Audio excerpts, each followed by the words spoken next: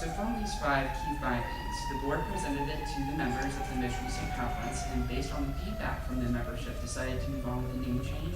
And David and Mary are going to talk about the name change in more detail.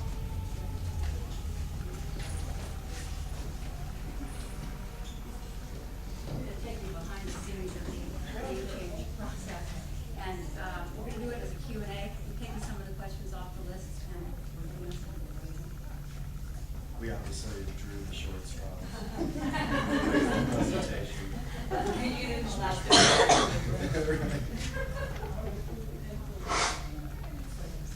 Okay, and I also, you've heard this probably 3 times tonight, but I just want to reiterate that the name that our association was given, that we are all very attached to, was a name of last resort, and it was because they couldn't think of anything better. And I think we need to keep that in mind as we think about names.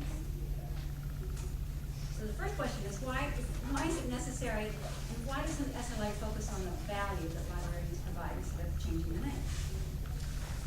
And the reason for that is that the research findings, the name, at least in terms of what the research found, was that the name itself, library, and if you add special to that, wasn't conveying the true value of our profession, when in fact we're strategic, information professionals.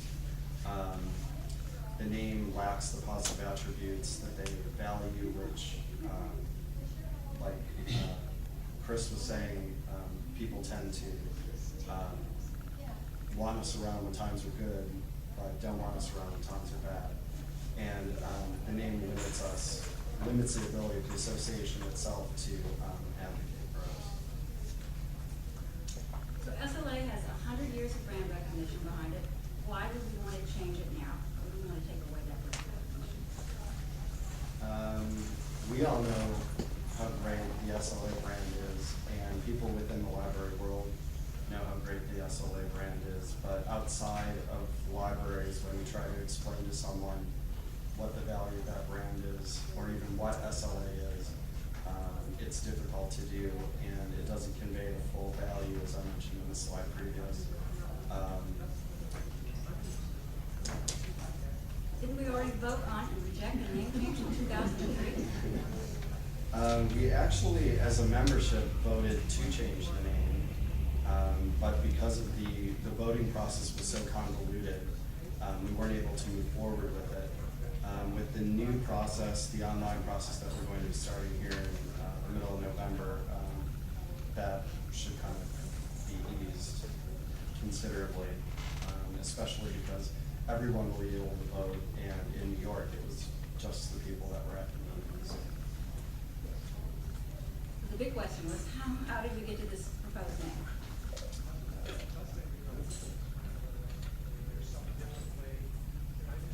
So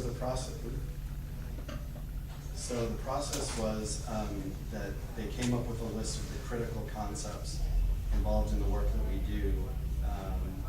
They took those concepts and created names out of them, and I believe there were like 16 names that came out of that research. Obviously, they narrowed that down by making sure that we weren't going to have the same name as another association, or names that would do even less good of a job conveying our value. They narrowed it down to 3 names. They, monitored member input and did thorough research on the 3 names that came out of the research, dial testing, surveys, things like that.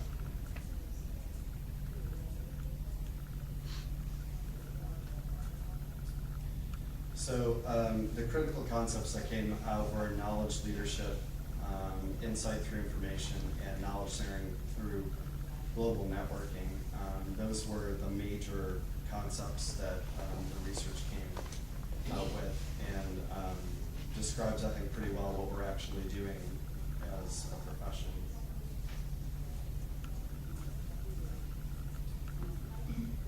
So these were the 3 names that came out of the research. Obviously, Association for Strategic Knowledge Professionals, the Knowledge Society, and Knowledge Information International Association.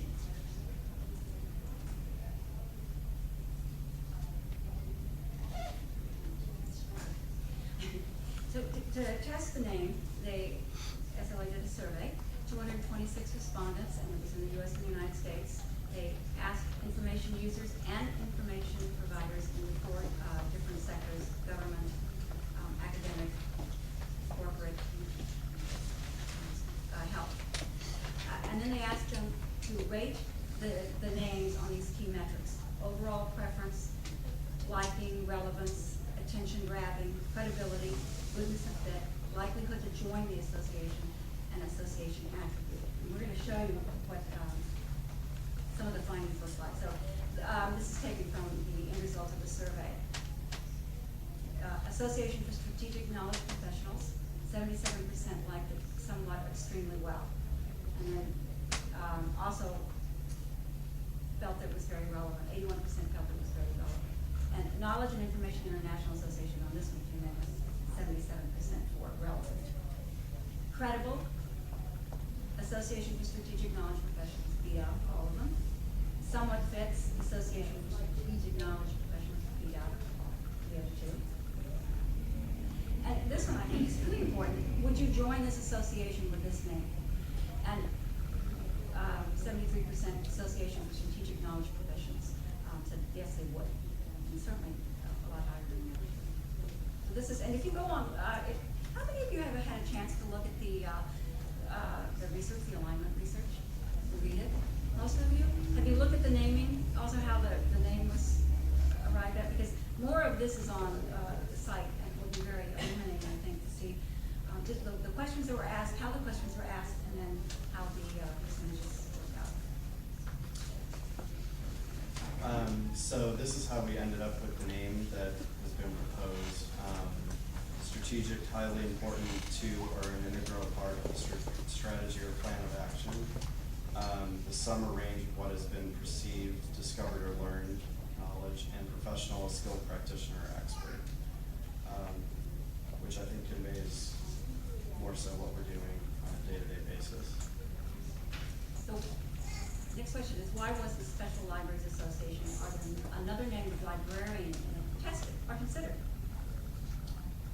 And as a number of the other investors have mentioned, the words special libraries or librarian tested very poorly. Special is not considered relevant or positive by today's standards. And the words do not fully convey the full core value of the profession. Why choose the name knowledge over information in the name? This has been a big question. It's knowledge is value driven versus functional language such as librarian. Information is sort of functional and static, and knowledge is actionable. It conveys value added and broader and more inclusive. It's not just a data dump, but it's vetted information. And knowledge tested better with employers and basically comes down to people that write our checks. So what's going to happen next? We're going to have a vote on the full name. I'm sure you all know that that's on November 16th until December 9th.